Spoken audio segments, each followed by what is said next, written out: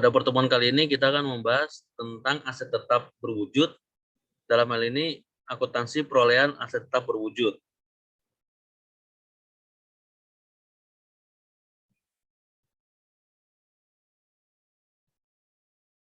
Pada materi kali ini, istilah aset sama dengan aktiva. Jadi kalau ada kata-kata aktiva, itu bermakna sama dengan aset, demikian pula aset maksudnya adalah aktiva.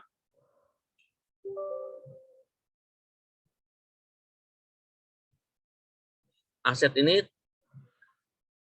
terdapat dalam PSAK nomor 16 atau Pernyataan Standar Akuntansi Keuangan nomor 16, yaitu tentang aset tetap yang disahkan oleh Dewan Standar Akuntansi Keuangan pada 29 November 2011. PSAK 16 ini merupakan revisi tahun 2014, namun efektifnya per 1 Januari 2014.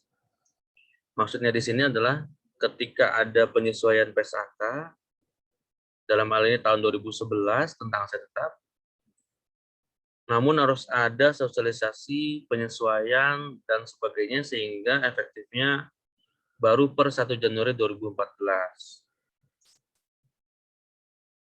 Definisi aset tetap menurut PSAK nomor 16 adalah aset berwujud yang dimiliki dan digunakan dalam produksi atau bisa penyediaan barang dan jasa, atau juga bisa untuk direntalkan kepada pihak lain, disewakan maksudnya, dan untuk tujuan administratif lainnya yang diharapkan dapat digunakan selama lebih dari satu periode akuntansi.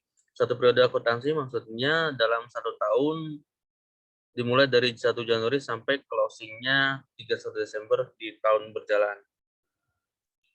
Aset tetap digolongkan menjadi dua. Yang pertama aset tetap berwujud dan aset tetap tidak berwujud.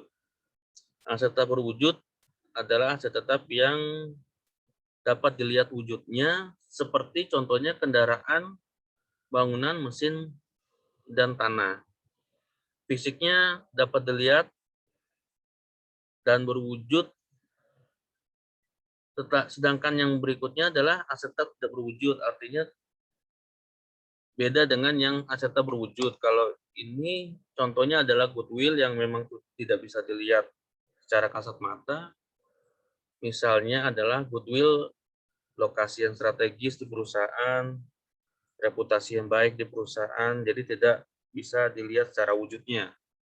Aset tetap berwujud dikelompokkan menjadi dua kembali. Yang pertama adalah yang aset tetap berwujud dapat disusutkan. Ciri-cirinya adalah masa ekonomisnya terbatas. Maksudnya dapat disusutkan karena dia ada penggunaan yang membuat aset tersebut menurun nilai perolehannya. Contohnya di sini adalah kendaraan, bangunan, mesin. Kendaraan jika digunakan nilainya akan terus menurun, demikian juga bangunan, demikian juga mesin. Dengan masa ekonomisnya yang ditentukan oleh manajemen perusahaan. Yang berikutnya ada aset tetap berwujud namun tidak disusutkan. Seperti kita tahu contohnya yaitu tanah. Karena tanah bukan menurun nilainya dari waktu ke waktu, justru akan semakin naik nilainya. Terhadap aset-aset tetap berwujud yang kita miliki, perusahaan mempunyai pengeluaran-pengeluaran pada pos-pos tertentu dibagi menjadi dua. Pertama adalah pengeluaran modal atau cost expense, atau juga istilahnya pengeluaran biaya, atau juga istilahnya investasi, atau juga istilahnya capital expenditure atau capex. Kalau di perusahaan-perusahaan biasanya istilahnya capex. Yang kedua adalah pengeluaran terkait pendapatan. Maksudnya pengeluaran untuk mengenerate pendapatan atau untuk menghasilkan pendapatan. Istilahnya adalah revenue expense atau operational expense atau namanya OPEX. Jadi istilah yang memang familiar di perusahaan ada OPEX dan CAPEX. Kalau CAPEX investasi, kalau OPEX biaya eksploitasi. Kalau CAPEX dicatatnya di laporan fungsi keuangan atau neraca, kalau OPEX dicatat pada laporan laba rugi. Terhadap aset tak berwujud yang materi kita bahas pada hari ini, Cara perolehannya juga berbagai cara. Yang pertama, bisa dalam pembelian secara tunai ataupun kredit. Bisa juga diperoleh dengan pertukaran. Opsi lain dalam perolehan tetap bisa dibangun sendiri. Dan yang keempat, bisa diperoleh dari hibah atau donasi. Akuntansi yang akan dibahas terhadap aset tetap pertama adalah terkait dengan pembelian secara tunai atau kredit. Dicontohkan di sini pada tanggal 1 Januari, PTA membeli kendaraan seharga 10 juta. Pembelian tunai sebesar 2 juta. Dari harga 10 juta, sudah dibayar 2 juta. Sisanya rencananya oleh perusahaan akan diangsur sebesar 8 juta. Angsuran dicontohkan di sini dilakukan selama 2 tahun dengan bunga tetap 12% per tahun. Hutang dan bunga direncanakan diangsur oleh perusahaan setiap bulan. Bagaimana jurnalnya terkait pembelian di tanggal 1 Januari ini? Yang pertama, karena asetnya bertambah, dicatat di debit dengan akun kendaraan senilai 10 juta. Kreditnya dengan pengeluaran kas yang di depan, di muka, senilai 2 juta. Posisi kredit karena kas berkurang. Sisanya yang menjadi hutang dicatat di kredit dengan akun hutang senilai 8 juta. Untuk perhitungan bunga berjalannya, yang telah disepakati di pembelian tersebut, bunganya 12% dibagi 12 karena kita mencari per bulannya, dikali dengan nilai hutangnya yang 8 juta. Sehingga 12% dibagi 12 dikali 8 juta menjadi hasilnya 80.000 untuk angsuran bunga bulanannya. Untuk angsuran hutang pokoknya secara bulanan karena dia 2 tahun, sehingga 2 tahun ada bulan sejumlah 24 bulan, 8 juta dibagi 24 bulan, untuk cicilan hutang pokoknya per bulan berarti 333.000. Jurnalnya adalah debit hutang karena hutang berkurang diangsur senilai 333.000, kreditnya kas senilai 333.000. Untuk pembayaran bunganya di debitnya beban bunga senilai 80.000, di kreditnya kas senilai 80.000. Berikut contoh yang untuk pembelian tunai dan kredit. Yang kedua, cara perolehan aset tetap berikutnya diperoleh dengan pertukaran.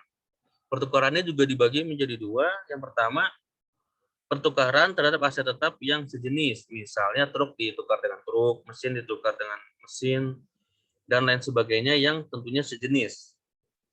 Ada juga pertukaran aset tetap berwujud yang tidak sejenis. Misalnya mesin ditukar sama kendaraan, atau mesin ditukar dengan misalnya bangunan, dan sebagainya. Yang pertama, ilustrasi di sini pertukaran aset tetap berwujud yang tidak sejenis. Contohnya pada awal tahun 2000X2, PT Cahaya menukarkan mesin produksi dengan truk. Dalam ini truknya berarti truk baru. Data-data terkait pertukaran adalah harga perolehan mesin produksi senilai 2 juta, akumulasi depresiasi sampai tanggal pertukaran 1,5. Nilai buku mesin produksi berarti adalah sisanya 500.000. Harga perolehan maksudnya harga ketika mesin tersebut diperoleh pada tahun perolehannya ya. Akumulasi depresiasi maksudnya adalah selama dimiliki perusahaan, mesin produksi tersebut telah menyusut secara akumulasi sampai dengan tanggal pertukaran sudah mencapai angka 1,5 juta. Sehingga nilai buku adalah nilai yang tercatat bersih, maksudnya perolehan setelah dikurangi pengurangan depresiasinya, sisanya adalah tinggal 500.000. Sedangkan harga pasar mesin produksi, harga pasaran maksudnya harga di penjualan di pasar bebas senilai 800.000. PT Cahaya dalam pertukaran ini juga harus membayar sebesar 1,7 juta. Perhitungannya adalah terkait penjurnalan. Kita lihat harga pasar mesin produksinya tadi berdasarkan data 800.000, uang tunai dibayarkan 1,7 juta, sehingga harga perolehan truk barunya senilai 2,5 juta. Harga pasar mesin produksinya yang 800.000 kita selisihkan dengan nilai buku mesin produksi saat pertukaran. 800.000 dikurang 500.000. Karena lebih besar harga pasarnya daripada nilai buku, maka tercipta laba pertukaran mesin senilai 300.000. Dalam hal ini pertukaran berarti menimbulkan laba pada perusahaan sebesar 300.000. Setelah dihitung labanya dan harga perolehan, harga pasar, nilai buku, selanjutnya di jurnal, di debit truk baru karena menambah aset di posisi debit senilai 2,5 juta. Akumulasi depresiasi mesin produksi yang tadinya dikredit, saldo normalnya berkurang diletakkan di posisi lawannya di debit senilai 1,5 juta. Kas berkurang posisi kredit terkait penambahan dari transaksi pertukaran 1,7 juta. Mesin produksi yang ditukar karena sudah tidak dimiliki oleh perusahaan harus dikurangkan dari neraca, dicatat di posisi kredit senilai 2 juta untuk mesin produksi. Laba pertukaran karena saldo normal laba itu adalah di kredit, kita taruh di kredit 300.000. Sehingga kalau kita cek debitnya dan kreditnya sama di posisi 4 juta total debit kreditnya. Yang berikutnya pertukaran aset tetap namun yang sejenis.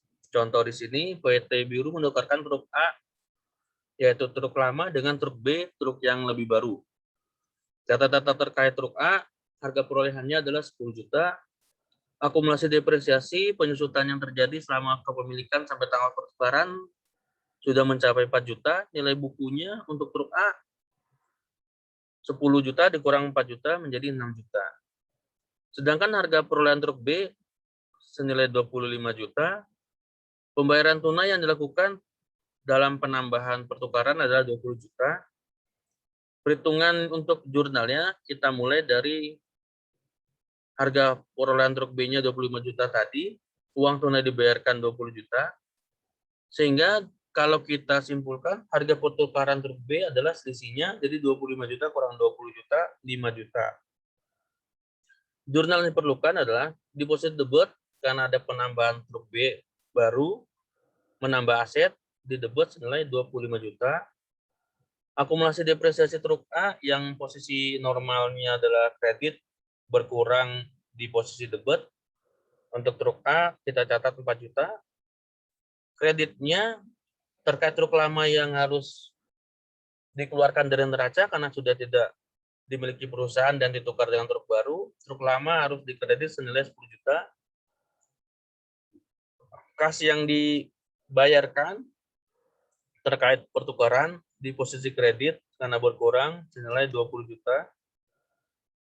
Kita lihat posisi debit ternyata 29 dengan kreditnya 30. Lebih besar posisi kredit sehingga harus di balance di posisi debit yang mengakibatkan rugi pertukaran senilai 1 juta. Kita lihat posisi debitnya sudah balance 30 juta, kreditnya juga 30 juta.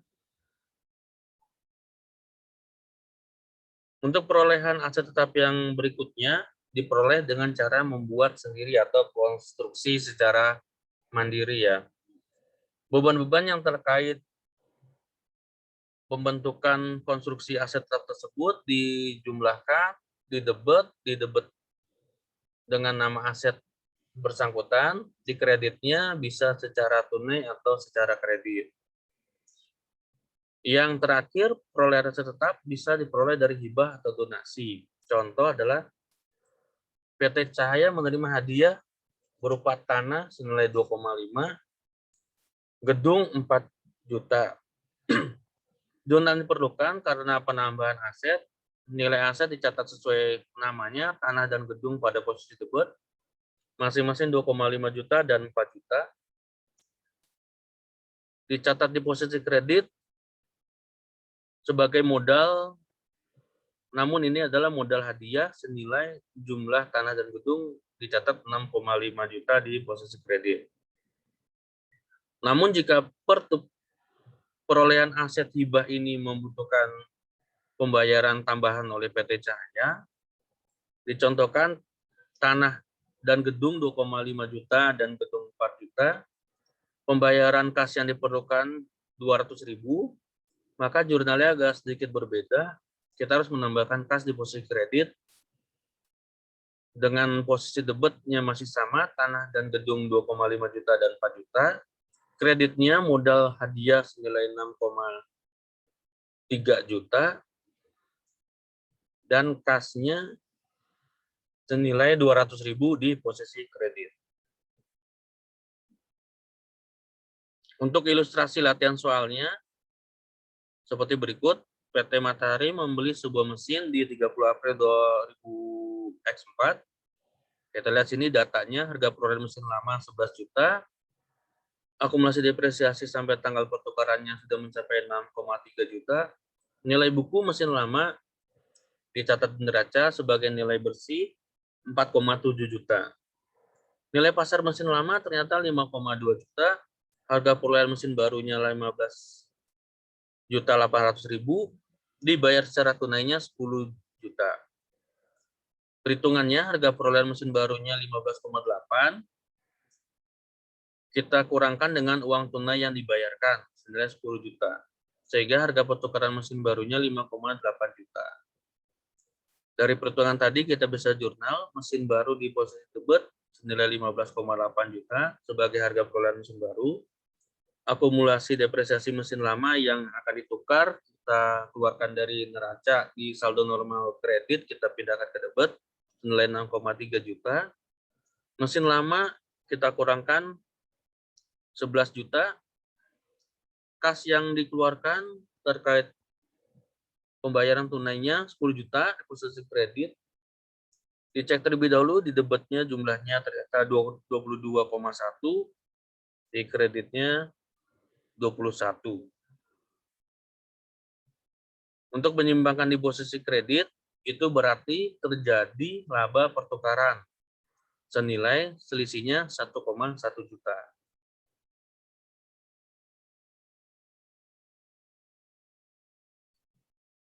Demikian pembahasan aset tetap berwujud pada pertemuan kali ini terkait perolehan aset tetap berwujud dan pencatatan secara akuntansinya. Untuk materi berikutnya masih berkaitan aset tetap berwujud, namun dalam pencatatan pemakaian atau istilahnya penyusutan atau istilah akuntansinya depresiasi aset tetap berwujud.